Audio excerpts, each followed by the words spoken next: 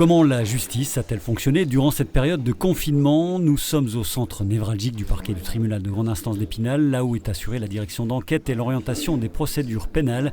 Ici, on assure le service 24 heures sur 24, 7 jours sur 7. Bien entendu, la permanence a toujours été assurée, encore une fois en journée en présentiel. Le magistrat est présent au tribunal, au parquet, et le soir, effectivement, il rentre et il est de permanence la nuit pour effectivement répondre aux sollicitations diverses, mais notamment les sollicitations des enquêteurs sur les suites à donner aux procédures. Ce que je peux dire, c'est qu'effectivement, la première semaine, on a eu un effet un peu de sidération avec, il se trouve que j'étais de permanence cette semaine-là, avec beaucoup moins d'affaires.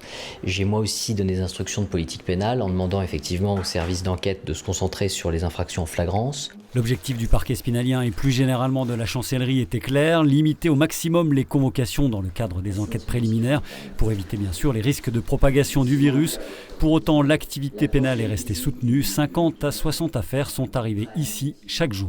Alors, il y a eu des infractions comme on les constate classiquement, je dirais, beaucoup de violences conjugales. Je dirais que je n'ai pas constaté une augmentation flagrante du nombre d'affaires de violences conjugales, mais on partait sur un seuil déjà assez haut. On a également constaté un certain nombre d'infractions en lien avec le Covid, c'est-à-dire des contrôles qui se sont mal passés.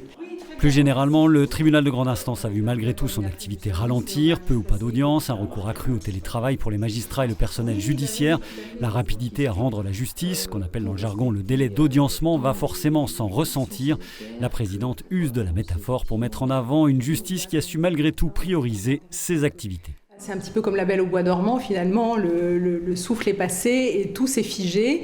Et puis, au bout du confinement, on va rouvrir. Alors, ça ne s'est pas passé comme ça, puisque la justice a continué à fonctionner. C'est-à-dire que l'urgence a été appréciée vraiment au sens large. Il a donc fallu composer avec les besoins du moment et s'adapter, comme cette greffière qui découvre le travail en binôme à la permanence du parquet. Il a fallu s'adapter à un service qu'on ne connaît pas forcément, donc dans l'urgence. Heureusement, on a des collègues qui ont prévu les choses, qui ont préparé des mémentos pour les collègues qui ne connaissent pas le service. Donc ça, franchement, ça a été très pratique.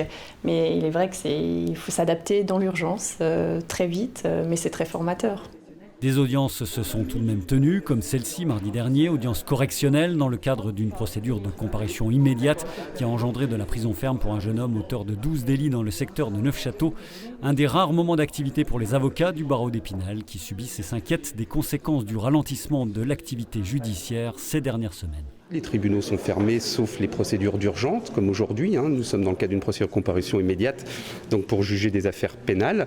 En dehors de ce contentieux, la machine judiciaire ne tourne plus. Il y a eu un sondage qui a été fait par nos instances nationales et plus de 30% effectivement des cabinets sont amenés à mettre la clé sous la porte ou à solliciter des mesures de redressement, liquidation judiciaire.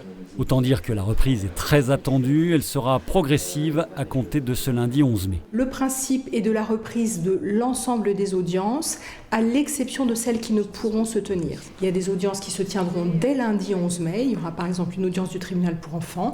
Il y aura aussi une audience du juge aux affaires familiales. Très scrutée également durant cette période la politique carcérale. Le ministère a incité les procureurs à procéder à des libérations anticipées pour desserrer la proximité dans les prisons dans des conditions très encadrées.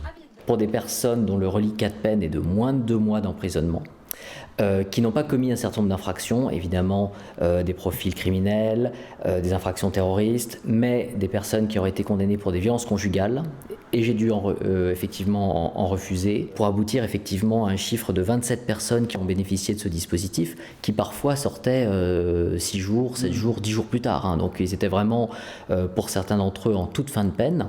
2 des 27 personnes concernées dans les Vosges ont d'ailleurs vu leur sortie anticipée révoquée et ont donc purgé leur peine jusqu'au bout à la maison d'arrêt d'Épinal, où 2 faits majeurs ont émaillé le renforcement du confinement, une tentative d'incendie et une agression sur un gardien. Le retour des parloirs est acté dès ce lundi, il devrait détendre un peu les esprits. Enfin, avec 22 suppressions d'audience du tribunal correctionnel, une session d'assises prévue en juin et repoussée à l'automne, la reprise d'activité sera forcément copieuse. Le stock d'affaires à juger reste malgré tout raisonnable comparé à d'autres juridictions, assure le parquet.